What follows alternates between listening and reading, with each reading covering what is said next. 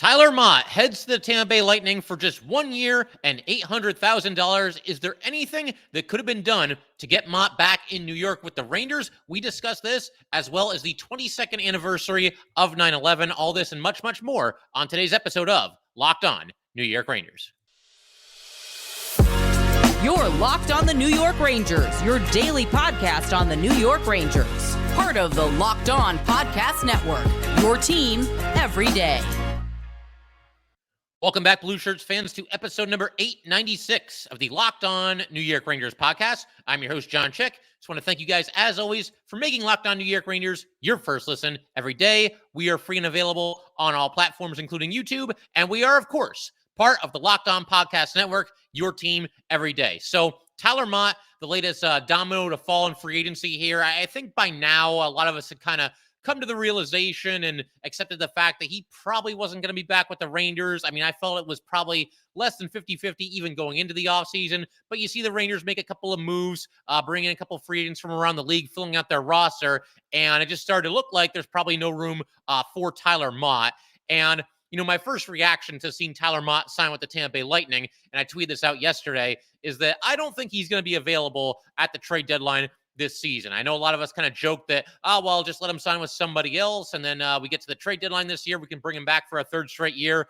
That possibility was somewhat open depending on, who he signed with, but I don't think it's going to be happening now. Once again, Mott heads to the Tampa Bay Lightning, and you never know what's going to happen, but Tampa Bay is a really good team. I fully expect them to be right there in the playoff mix this upcoming season, and typically teams in that position are obviously looking to add to their roster at the deadline, not to trade pieces away. So Tyler Motte, it looks like is going to finally, for the first time in the past couple of seasons here, play the entire season with just one team. That will be the Tampa Bay Lightning. And as far as Tyler Motte not being back with the Rangers, there's a lot of chatter, or at least some chatter on social media amongst Ranger fans. And you see people kind of lamenting the fact that he's not back, especially when they saw the price, just $800,000, which is only $25K over the minimum. There's people saying $800K, why couldn't the Rangers do that? They could have brought him back, this, that, and the other thing. This to me kind of feels like a case of history repeating itself. Obviously, Mott in the last two off seasons has been a free agent both times, been an impending UFA with the New York Rangers. And Mott and his camp, for whatever their reasons might be, seem to kind of slow play the market a little bit and just kind of wait for the dust to settle and then figure out a landing spot, probably believing that he could get a pay raise. But instead, he actually gets what turns out to be a pay deduction from what he was making this past season. And, just kind of go through everything that Tyler Motte did with the Rangers, and then I'll kind of analyze, why he's not back and if there's any blame to go around or anything along those lines. Spoiler alert, I'm not putting blame on anybody. I'm not putting any blame on Mott. I'm not putting any blame on the Rangers, but we will get to that. As far as what Mott did with the Rangers this past season, once again, he was a rental for them, a trade deadline pickup for the second straight season, 24 games with the Rangers in the regular season this past year, 5 goals and 5 assists. He was a +2, average 11 minutes, 4 seconds of ice time per night, 17 block shots, 30 hits, 11 takeaways, and just 5 giveaways. No points in the 7 playoff games for the Rangers, but did a very nice job for the Rangers as he did the season prior. Just a good defensive forward, always pressures the puck, plays very aggressively, good penalty killer.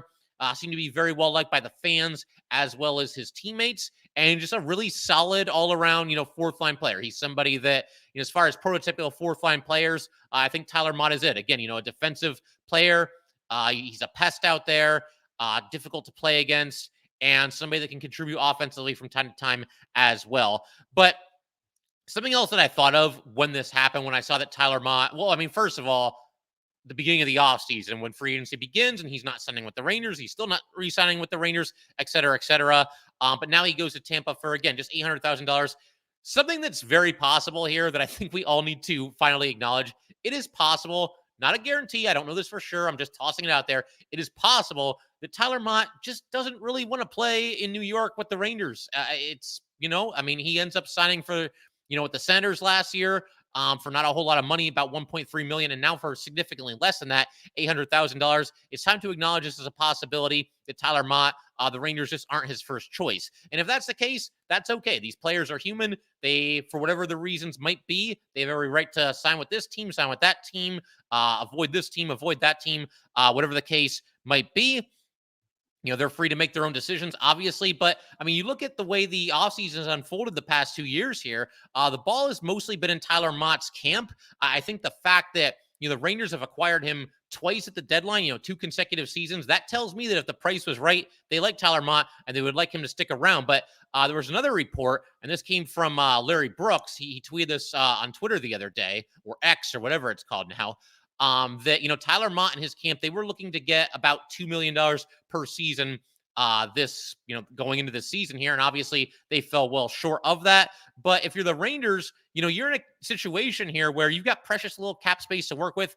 $2 million a season, it doesn't sound like much. It's not really that much, but that's a little bit too much for Tyler Motte. When you look at the free agents the Rangers brought in, they didn't bring in a single guy who's going to be making more than 6 figures this upcoming season. I think that says a lot about the Rangers understanding their situation, knowing that they had to spend wisely. You can't go to $2 million for a fourth line player. We're already, a lot of people say Barclay Goodrow's a fourth line player, and he's making like $3.61 million or whatever it is. You can't spend, millions and millions on guys that are making up your fourth line. And so, the Rangers, I mean, maybe there was some interest in bringing him back. I don't know how many conversations there were between the Rangers and Mott, or how far those conversations got, but they can't wait forever. The Rangers, if Tyler Motte wants to slow play the market and try to get the best offer he can for himself by doing so, the Rangers can't afford to just sit on their hands and say, okay, well, let's see how this whole thing shakes out. No, I mean, they got to fill out their roster. And they bring in guys like Nick Bonino. They bring in guys like Tyler Pitlick, to fill out this roster. And you got to believe that, they feel pretty good about those players. The Rangers don't just do things to do them. They bring in players with, a specific purpose and a specific role in mind. And that was probably the case with those 2 players. And if the Rangers sit on their hands and they wait for, Tyler Motte to make up his mind about whether he wants to come back or not, well, Nick Bonino might sign with somebody else. Tyler Pitlick might sign with somebody else. So, it's a tricky situation. But again, the Rangers, they didn't feel like they could go to $2 million for Tyler Motte, and they're right. I mean, the only way you could do that is if, you could trade Barclay Goodrow, I guess, but clearly the Rangers don't want to do that. We thought it was kind of inevitable that Goodrow would end up being moved this offseason. It didn't happen. It looks like he's going to be here at least for one more season with the New York Rangers. But, it was quite the pay cut for Tyler Motte. Again, it looks like he thought he could get $2 million. He got $1.35 million last year and just $800K this season. One more thing I wanted to mention here, though, and I kind of covered this already, but it's not fair, I don't think, to go after the Rangers for this. Again, they can't just sit around waiting for Tyler Motte to make up his mind. They need to be able to move and bring in the kind of players that they want to bring in, and they did that with some of the depth signings that they made in free agency. So again, I don't think it's anybody's fault. Tyler Motte, he had a strategy for free agency. I would imagine his agent had this strategy as well, that they wanted to kind of slow play things, thought they could get a good offer for him. It didn't happen. I mean, I guess in a way you could say it backfired, although there are certainly worse places to land than Tampa Bay. You figure you're playing for the Lightning, you got a chance to win a Stanley Cup. I mean, their window is still open, it would certainly appear. But yeah, I mean, it's just kind of a situation where, I do wonder, like if the Rangers still had a spot open and Tyler Motte went all this time and didn't sign with anybody, would he now go back to the Rangers, and would the Rangers be open to bring him back at this point? It's food for thought. It's an interesting thought. Like maybe if the Rangers had never signed Pitlick, you could now get Mott at $800K. But I think the Rangers are looking at Pitlick as kind of the new Tyler Motte this upcoming season, so to speak.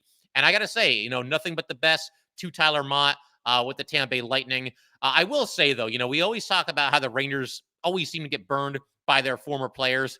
I feel like Tyler Motte is like the prototypical example of that. Like it's so easy to see him going to Tampa Bay, scoring a couple goals, picking up a couple points against the Rangers this season. He's definitely that kind of player that, in any given game, he can get you a couple of points or do something offensively. He's not an offensive stalwart by any stretch of the imagination, but we know how the Rangers get burned by their former players. And would it surprise me to see that happen with Tyler Motte this season? No, absolutely not. Now, for anybody that is still dying for a Ranger Tyler Motte reunion, he is a free agent after this season, so never say never, but obviously we'll cross that bridge when we get to it. Got to keep everything rolling. We're going to change gears in just a second here. I want to share some thoughts about the 22nd anniversary of 9/11. One of those moments that I don't think anybody could ever possibly forget. You remember where you were and who you were with, and just the reaction that you had on just one of the most surreal days in the history of the world, and certainly in my lifetime. So we're going to talk about that and just kind of reminisce about how sports kind of played a role in the healing process. This is a sports podcast, so I think that's a good angle to kind of look at it from. We will get to all that stuff in just a second, but first, just want to let everybody know that today's episode of Locked On New York Rangers is brought to you by FanDuel. Football season has just kicked off, and FanDuel is giving you the chance to win all season long. Because right now, when you bet a Super Bowl winner, you can get bonus bets every time they win in the regular season. Just pick any team to win the Super Bowl, and you'll get bonus bets for every single victory. You can use your bonus bets on spreads, player props, over-unders, and much, much more. So visit FanDuel.com/LockedOn and start earning bonus bets with America's #1 sportsbook. That's FanDuel.com/LockedOn. All right, we just want to thank everybody, as always, for making Locked On New York Rangers your first listen every day. We are free and available on all platforms, including YouTube. And just wanted to let everybody know, the everydayers, the people that are here, watching or listening every single day, really appreciate that. We'll never be able to tell you how much that means to me. But for the everydayers, you guys are definitely going to want to stick around. We've got some crossover episodes on the horizon. Going to be doing a Metro Division crossover with Locked On Columbus Blue Jackets. Definitely looking forward to that. And we're also going to do another Metro Division crossover with Locked On Philadelphia Flyers. Basically, we're going to mostly, I think, hone in on the 2-game rookie series. The Rangers and Flyers prospects this Friday and Saturday going to be playing each other in a couple of games there. So we're looking forward to that. And talk about some of the Rangers and Flyers stuff as well. But obviously a lot of fun things coming up on Locked On New York Rangers as we gear up for the start of the NHL season. But like I said, right now I wanted to focus on something that's obviously, pretty serious and something that hard to believe. It's so cliche to say, wow, I can't believe it was 22 years ago. But yeah, I mean, that's kind of where I'm at with this. 9/11, as I'm speaking right now, it is the morning, or we're into the afternoon a little bit here, of September 11th. And it is the 22-year anniversary of, again, just one of the most surreal and just awful days in history. Everybody kind of has a story of, who they were with and what they were doing during 9/11 and just, how they reacted to it. So I'll share mine. And I've talked about this once or twice before on the podcast. Usually every September 11th, I spend at least a part of the episode talking about this because, look, I mean, I'd probably do it no matter which team I cover, but the fact that it happened in New York City, and this is Locked On New York Rangers after all, it's definitely always worth spending some time on. So, so for me, 15 years old, I was in high school, sophomore year, was in my next class, was about to start. And this is where the teacher kind of, addressed all the students and kind of explained what was happening and everything. But I actually missed that address from my teacher because, typical high school student, I had forgotten my book in my previous class. So I asked her if I could go back and get it. She said, yeah, go ahead. And again, typical high school student, I probably wasn't exactly sprinting to get back to class, maybe dragging my feet a little bit in the hall and everything. But I remember getting back into the classroom and just a really weird feeling. I couldn't really put my finger on it exactly, what it was. We had a student, it was early in the school year, sophomore year for me, but the previous year, my freshman year, we had a student, tragically pass away. And I thought it was maybe something along those lines.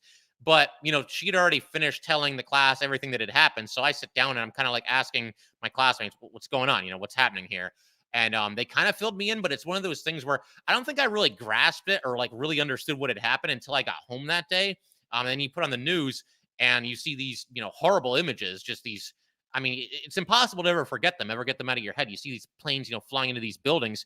And I mean, just a horrible, cowardly terrorist attack. I mean, I don't know how else to describe it other than that. But like I said, this is a sports podcast. And given that that's, the case, I thought I'd also kind of reminisce here on today's episode. I don't want it to be all doom and gloom. Obviously, it's a very tragic day, and my heart goes out to anybody that lost, anyone on that day, or anybody that was affected in any way, by it in any way. Of course, we were all affected, but anybody that lost someone on that day, again, my heart really goes out to you. But again, given this is a sports podcast, I figured it would be nice to kind of reflect on sports, specifically New York sports, and just kind of recall how they kind of helped with the healing process a little bit. And one of the first things that always comes to mind to me, well, a couple of things. First of all, NFL and MLB were in season.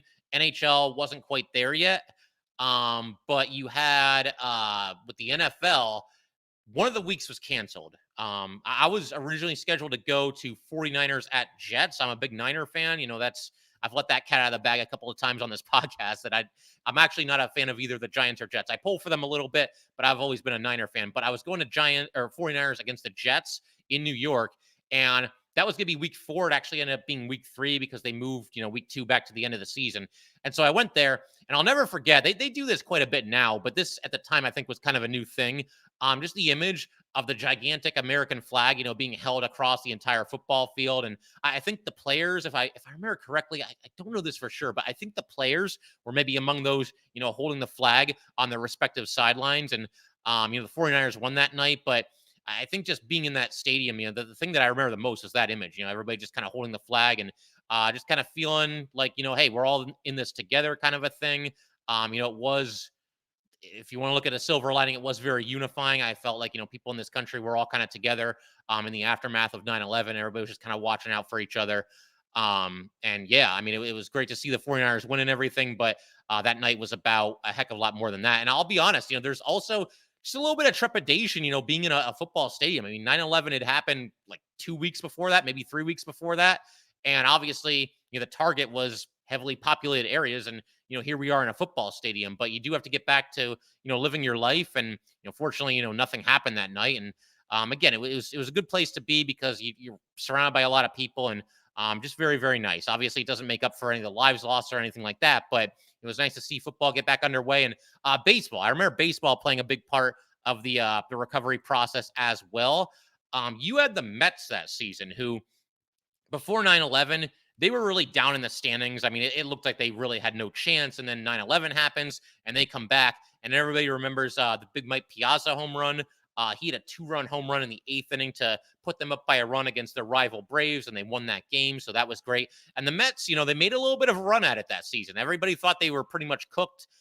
They couldn't quite pull it off as far as making the playoffs, but played very, very well down the stretch that season. And then the Yankees, they get into the playoffs. They were always in the playoffs back then. And, that was the year with the Jeter flip play. They were down 2-0 to the A's in the best of 5. And the Jeter flip play kind of flips that entire series around.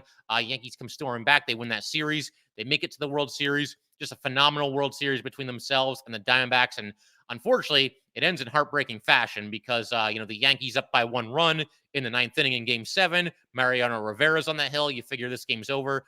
Diamondbacks score twice and they win. So that was a serious gut punch. But in a way, like, I feel like that 2001 Yankee team, even though they didn't win the World Series, which of course, that's always the ultimate goal, especially back then for the Yankees.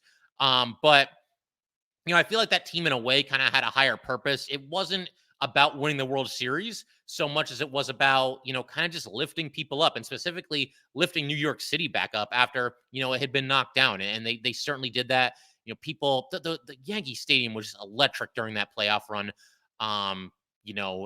The World Series games really come to mind. Yankees a couple of times in the World Series against the Diamondbacks were down to their last out and game tying home run and then a game winning home run in extra innings. It was just wild stuff. And it would have been amazing to see the Yankees pull it off that year. Last, it didn't happen. But again, they served the higher purpose that they had that season. And, obviously, again, just kind of lifted everybody's spirits a little bit. And then as far as the Rangers are concerned, they were just about to get the season going. You had Mark Messier. This image always gets shared around a lot, during this this time of the year, specifically on 9/11. But there's that image of him wearing a firefighter's helmet. At the time, he was in his second stint with the New York Rangers. He went to Vancouver for, I think it was 3 years, came back and finished up his career with the New York Rangers. But some people might not know the full story behind, Mark Messier wearing that firefighter helmet. So that was the helmet of the late Chief Ray Downey. He tragically lost his life when one of the towers collapsed. My understanding is he was in there, obviously trying to help everybody. And that picture of Messier was taken the night of the 2001-2002 opener. That was at Madison Square Garden against the Sabres. There were a lot of firefighters, policemen, first responders in the building that night. Brian Leach actually ended up scoring in overtime to beat the Sabres. 5-4 win. Garden erupts. Everybody goes crazy. Obviously, a really nice win for the Rangers. And, obviously, a great job by Mark Messier there, representing. He was a leader. He was back to being the captain at that point. And, certainly acting like a captain on that night as well. But, again, it's hard to, sum everything up. It's hard to be like always like perfectly articulate about things like this. But look, nothing but, love and respect to the firefighters, the policemen, the first responders who did everything they could on that day to save as many people as they possibly could. And of course, some of them, made the ultimate sacrifice on that day as well. And I already mentioned this, but I want to say it again. To anybody that was affected on that, I mean, we were all affected, right? Everybody around the world was affected in one way or another on that day. But for anybody who specifically lost somebody on that day, again, my heart goes out to you, and has to be a difficult day. But yeah, I mean, it's just like I said, it was a really rough day at the time, and um, it never gets any easier. But the one thing you can do is put that hashtag into motion. Everybody says hashtag never forget. Yeah, never forget the people, for sure, that were lost on that day. Always just kind of keep them in your thoughts and in your hearts on days like this. So I think that's the best thing that you can probably do. And yeah, I figure we can pretty much conclude it there. But I will say the one last thing. I mean, I'm trying to think of any other silver linings, but one of the silver linings from that day is everybody kind of came together in this country, and everybody just kind of felt like everybody was watching out for each other, had each other's back. And, again, my heart goes out to anybody that was, lost somebody on that day. We're going to keep everything rolling in just a second here. Always a little bit of a jarring transition going from something kind of heavy like that to something kind of lighthearted, but that's what we're going to do in just a second. We're going to take a look at some of the newer players on the New York Rangers. The Rangers on their website, their YouTube channel, they posted a couple of videos, a getting to know you kind of a series where they interview Blake Wheeler, Nick Bonino, and Tyler Pitlick, and they kind of just let us know a little bit about themselves, some of their favorite, Ranger memories, or what they're looking forward to now that they live in New York City, or just some lighthearted things like, favorite music or favorite TV show or whatever it might be. So that'll be a little bit of fun here, and we'll conclude today's episode with that, and we'll do that in just a second. All right, let's go ahead and keep everything rolling here. Like I said, it'll be nice to kind of, I think, end today's episode with something a little bit, kind of lighthearted and kind of fun here. Obviously, it's not going to make any difference on the ice, but I always like getting to know, new players on the Rangers. And frankly, I wish the Rangers would release more videos like this on their YouTube channel. Just kind of fun behind the scenes stuff where, guys are just kind of a casual setting where you get to know them a little bit, get to know the individual behind the hockey player, so to speak, because they're just like us. They got their favorite movies and their favorite bands and their favorite TV shows, whatever it might be. And it's always just fun to kind of, learn a little bit more about some of these players and, some of their interests away from hockey. But again, they focus in on Blake Wheeler. There's a video for him. There's a video for Nick Bonino as well. And also Tyler Pitlick, free of the newest New York Rangers for this season. We'll start with Wheeler. He was asked who his favorite player was. All he said was, it's got to be Trubes. Obviously, talk about Jacob Trouba. First Ranger player that comes to mind when he hears New York Rangers, he said Mark Messier. I thought this was interesting as well. So now that he's in New York City, he said that his kids have always wanted to reenact a couple of scenes from Home Alone 2, which was always a great movie around the holidays. And the majority of that movie, of course, was set in New York City. So I'm sure they'll have their chances now that they're going to be living here for at least a year or so, it would seem. He also talked about, Wheeler did, his first game in Madison Square Garden. He was actually with the Bruins at the time. And he said when he went out there, is obviously a very young player in the league. He said that he felt like he didn't belong playing a professional sport on that day, just looking at the enormity of playing in Madison Square Garden. And he also mentioned that it's now his favorite place to play. And that's not just lip service. I believe, if I'm not mistaken, Blake Wheeler has talked about that in the past, that Madison Square Garden is one of, if not his favorite places to play in the entire league. So that's cool to see. And now he gets to do it, obviously, as a member of the New York Rangers. He was asked about his musical taste. He said he's a hip hop fan, listens to Drake, as well as Notorious B.I.G. His favorite TV show is Friends. I never got into that show. I've tried. I don't know. To me, it's kind of cringe. But if you like it, you like it. And obviously, it's a very popular show. And Blake Wheeler, a fan of Friends. He was asked about his hockey superstition.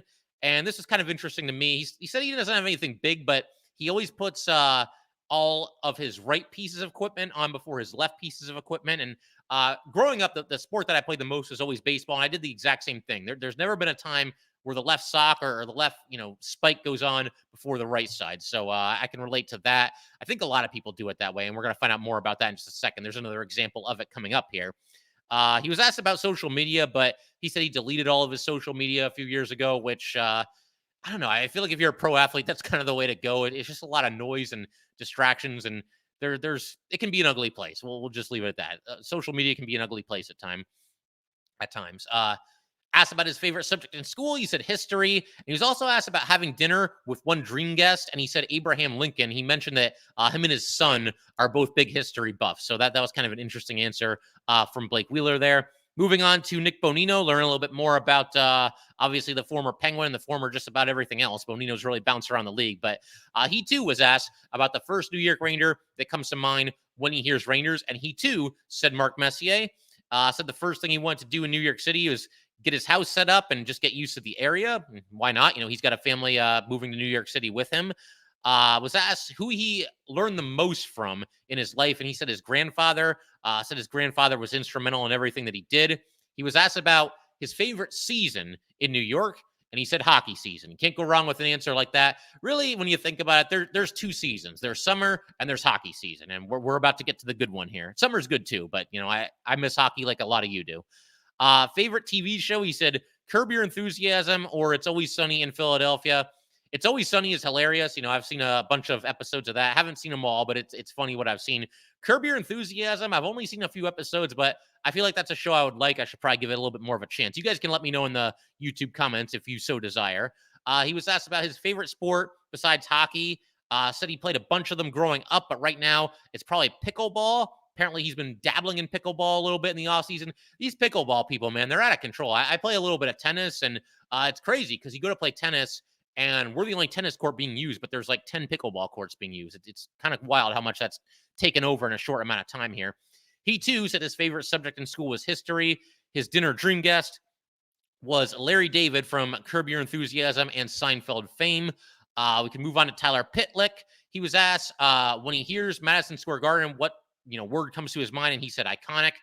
He was asked too about the first New York Ranger that comes to mind. I'll give you a guess. We've heard his name a couple of times in today's episode, Mark Messier. So a clean sweep for Mark Messier. All three of these new York Rangers, first New York Ranger that pops into your head, they all said Mark Messier. He was asked about superstitions.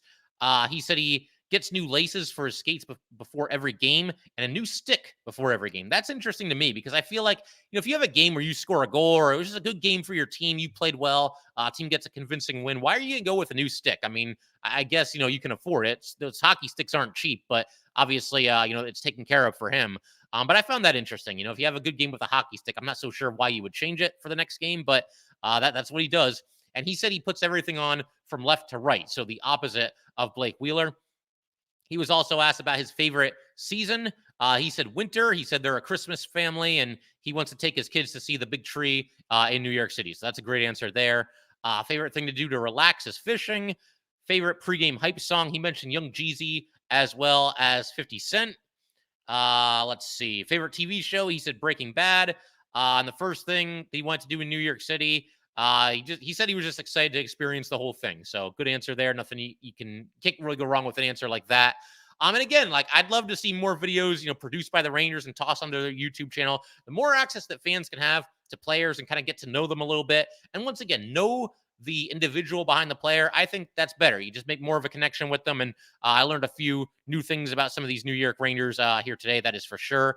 To kind of conclude today's episode, I wanted to mention fantasy hockey. The league is filling up. You know what? There's 2 spots left. We've got 18 players. I'm just going to say first come, first served at this point. If you want to play in the league this year, send me a DM on Twitter or email me. Don't leave a comment on YouTube in the YouTube section because there's no guarantee that I'll see it. DM me on Twitter or email me via email, and you can have the spot. At this point, we're not holding spots for anybody. It's first come, first serve. We got 2 spots left. If you're watching this, DM me, email me, and we'll make sure to get you into the league. Definitely looking forward to playing some fantasy hockey with you guys this season as well. I also might stream the fantasy hockey draft this year. That's not going to be happening until just a couple days before the start of the regular season. I don't think it'll be an official episode either, but I think it would be fun to just hop on YouTube, maybe stream the first couple of rounds. People are up for that. That could be a lot of fun to do that in real time and just do it live. Definitely looking forward to that. But yeah, figure we pretty much call it there for today. If you guys would like to get in touch with this podcast, please send an email to lockedonnyrangers@gmail.com. Once again, that is lockedonnyrangers@gmail.com. Definitely give us a follow on Twitter as well at LO_NY_Rangers. Once again, this at LO_NY_Rangers, and definitely subscribe to Locked On New York Rangers YouTube channel. There are some things that go on YouTube. They're not available via audio, so definitely make sure to do that whenever you get the chance. Thanks again, guys. I will see you next time.